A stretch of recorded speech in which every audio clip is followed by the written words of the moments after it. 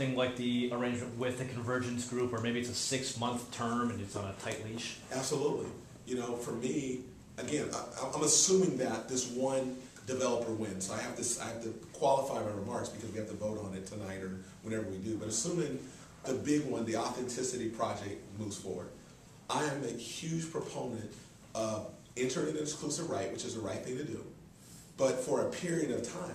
Because if we as a city put all of our eggs in one basket, and that developer, that project does not come to fruition, or they can't meet their obligations or deliver the financial backing that's necessary, then we as a city are just out to dry.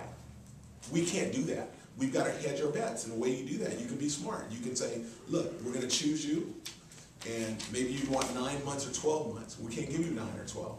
We're going to give you 6 months or some period around there, and as long as you deliver on key targets or benchmarks or milestones, then you can continue down the road. But if you do not deliver those, then we as a city have to have the freedom to be able to pivot to somebody else and consider other options. And I think that's kind of my mindset, and I think it's a prudent way to do it. So it's exactly how we did the entertainment and sports complex. The Convergence Plan and Camillus and Taylor, they got 90 days, 120 days to deliver what they said they could deliver on. If they do not deliver on those, then we as a city can't be hamstrung. We got to have the freedom to deliver projects in the community. Do you have, switching subjects a little bit, do you have plans to bring up the latest straw mayor proposal tonight at council? At this point in time, I do not have a plan to bring that up tonight. I think, you know, for me, it's clear, you know, taking a step back. So number one, in my estimation, you know, I guess first of all, you know, people of Sacramento are frustrated with what's happened and what's transpired at City Hall for the last 2 or 3 months. Secondly, in my estimation, we're facing real and significant issues in the city of Sacramento. We have a budget deficit, we have record high unemployment rate, we have foreclosure challenges in our community. These are real, and special interests, in my estimation, still have far too much influence at City Hall. Thirdly, at least from my perspective, when I walk on the streets today, people say, we elected you to make change in Sacramento. We elected you to create an environment where Sacramento City Hall can connect to the people. It creates an environment where there's more trust, but it's about change and it's about reform.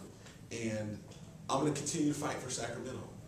I'm going to continue to do everything I can to make sure we have a stronger economy. I'm going to do everything I can to make sure that our city reaches our potential. I cannot not fight for the city of Sacramento. I will always do that. That's why I ran. You know, I grew up in Oak Park. I've been fighting my whole life to get out of that community and go on and do something and come back. I made it to the NBA. So for me, it's about, you're always going to face obstacles and challenges, but you can't give up. If it's the right thing, you got to continue to press forward. So for me, talking about that tonight is there's not the appetite for council to put this on the ballot. I got that. But that doesn't mean that I'm going to quit fighting for reform.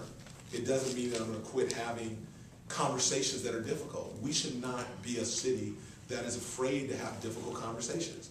We should not be a city that says all of a sudden, well, that's too tough, let's not talk about it. You can disagree without being disagreeables.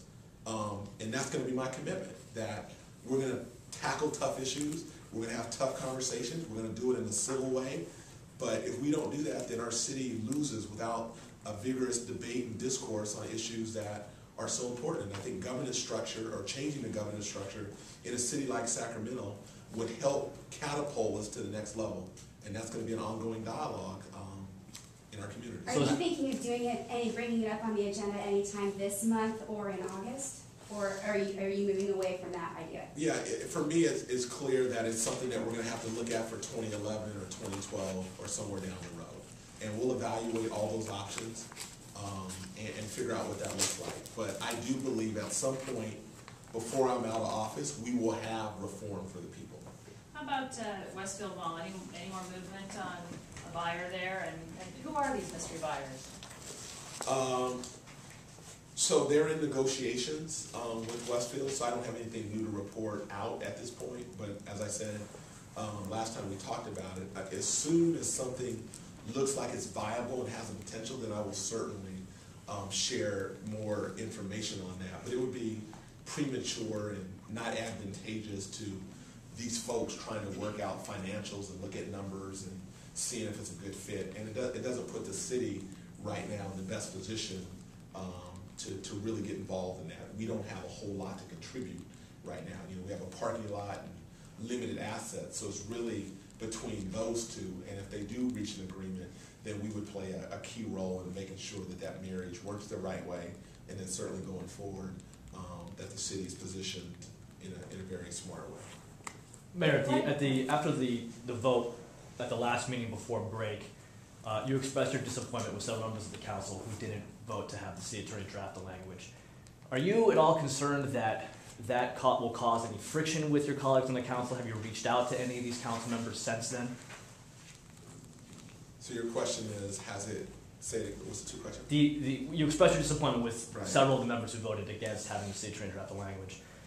Are you concerned that is going to cause friction with any of the council members who you had some pointed words for at that time, and have you reached out to any of those council members? So I think, let me take a step back. So, you know, my commitment is to be straightforward. And I want to be held accountable, and I think everyone should be held accountable. That might be a new day or a new appetite for some people in Sacramento, but I think the public deserves that. So that's kind of my first thought. Secondly, for me, it goes back to me saying, the worst thing we can do is to be afraid of having tough conversations and tackling real issues in the city. If we do not do that, then we are not worthy of being elected officials, to me, in the capital of California. In terms of my comments, I guess the question is, I'd ask you or anybody, you know, how do you define council relations? You know, I keep hearing that over and over again.